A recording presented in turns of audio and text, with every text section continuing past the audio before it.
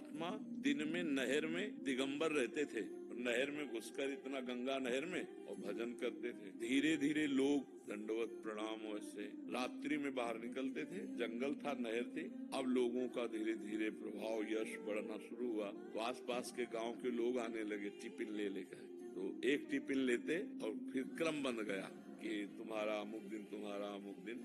कहाँ भागवतिक आकाश वृत्ति में और कहाँ टिफिन वृत्ति में। फिर उनमें प्रार्थना, स्वामी जी गृहस्थ के अगर घर आप जैसे महापुरुष के चरण नहीं पड़े तो स्मशान समझो। स्वामी जी घर जाने लगे, नहर भूल गए आना, वही रहने लगे। जो प्रधान उनमें गांव के थे वो बहुत श्रद्धा करते थे। तो गांव में रामलीला थी, तो रामलीला में सब लोग एकत्रित होते हैं। स्वामी जी वहीं थे और वो उन्हीं के घर में टिके थे। नई बहू थी, स्वामी जी का हंसी खेल बातचीत से नई बहू का भाव।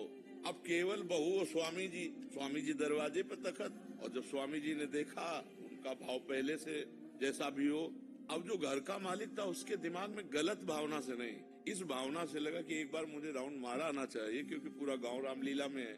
वो जब गए तो तखत खाली, तो उन्होंने कहा स्वामी जी चले गए क्या? बड़ा अंदर उनको क्षोभ हुआ, लेकिन अंदर आवाज आ रही थी। तो उनका लड़का तो रामलीला में है, बहू से कौन बात कर रहा है?